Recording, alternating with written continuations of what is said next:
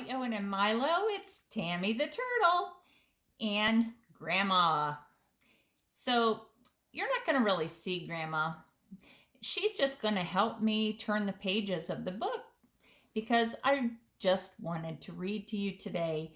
And the first book I picked out that your dad really liked when he was a kid is Johnny Tractor and His Pals. So, here we go with the story. Grandma, turn the page.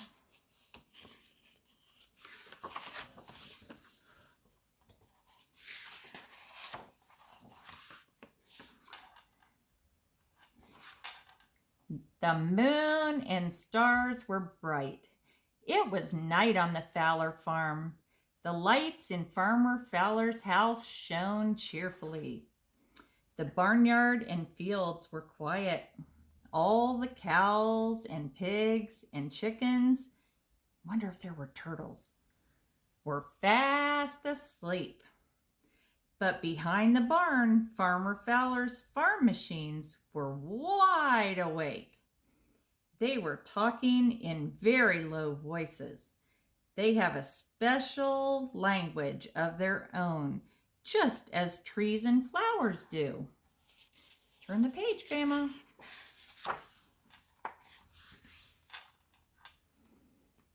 Johnny Tractor stood in the middle.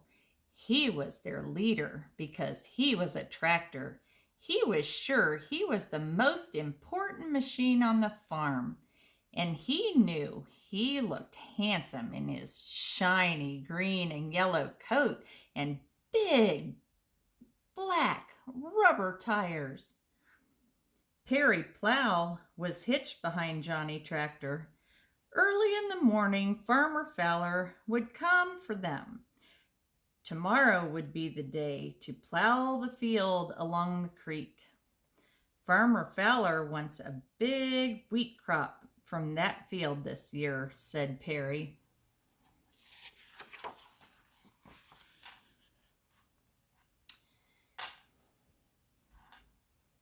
Dickie Disk growled. He had a deep voice. That field is very dry, Perry, he said. Farmer Fowler will use you to plow it, but then he will use me to cut up the clods of dirt. Johnny Tractor scolded Dickie Disk. Stop acting so proud, said Johnny. Farmer Fowler also uses Henry Harrow to make the field smooth. This pleased Henry Harrow. He liked to get special attention from Johnny Tractor. Do you like the story so far? I think it's really good.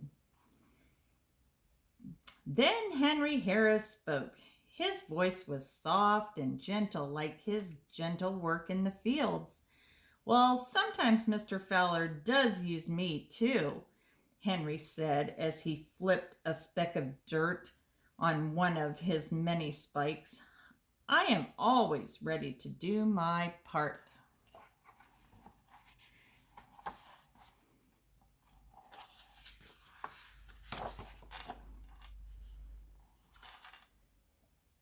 I'm always ready to do my part too, spoke up Danny Drill. I plant the seeds for Farmer Fowler. I plant them just right so they will grow quickly and evenly. And I put fertilizer in the soil so the plants will have plenty of food. Sometimes, Danny Drill teased, I think I'm as important as Johnny Tractor. Before Johnny could say a word, Chucky Cultivator muttered, I'm important too. I get rid of the bad weeds that would keep the crops from growing. Why, if it weren't for me, Farmer Fowler's fields would be full of weeds instead of corn, beans, and potatoes. All of the machines nodded and agreed. Yes, Chucky, you're very valuable. Owen and Milo, do you know what valuable means? That means that they are real special, just like you. Now, next page. Johnny Tractor couldn't keep still another minute. He turned around so fast he made Perry Plow dizzy. Ha! What would you do without me, Chucky? I pull you over the fields, you know, boasted Johnny, spinning his steering wheel.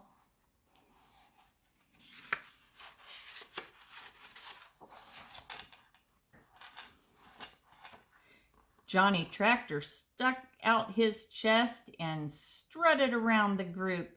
The truth is, I have to help all of you, he shouted. I pull Mickey Mower and Bobby Baylor through the hayfields, and my big muscles turn Gary Grinder to make feed for the pigs, cows, and chickens. I'm the most important of all, Johnny roared proudly. Shh, scolded Big Clancy Combine, looking down his long green nose at Johnny. You'll wake up the rooster, and besides, you're not so important. I don't need you at all. I do my work all by myself. I have my own engine. So there.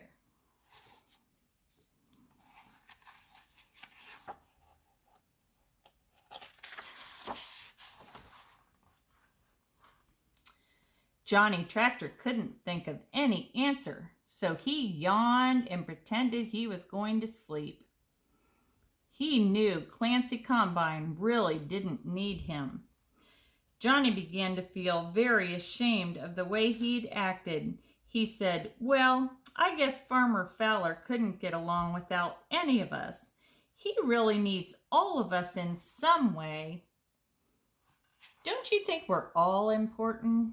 Yes, I do. I think everybody has a special purpose in this world. On to the next page.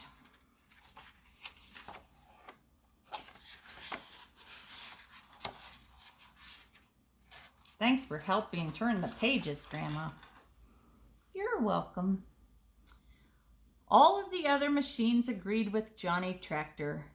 You better get some rest now if you're going to keep up with me tomorrow, Johnny added in a kind voice as he settled his wheels firmly on the ground and sighed. Before long, the sun would chase the moon from the sky, and the rooster would wake them all up with his cock-a-doodle-doo. Tonight, they must rest, just as Farmer Fowler and his family were doing. Tomorrow, they must be ready to work hard together. Soon they were all fast asleep. Oh, I almost fell asleep.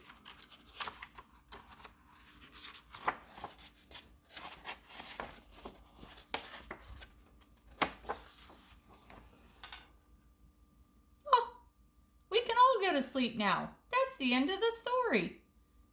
They are resting so that tomorrow they can do all that work in the fields.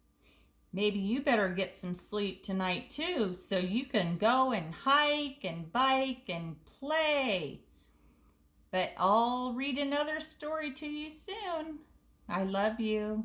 Night, night.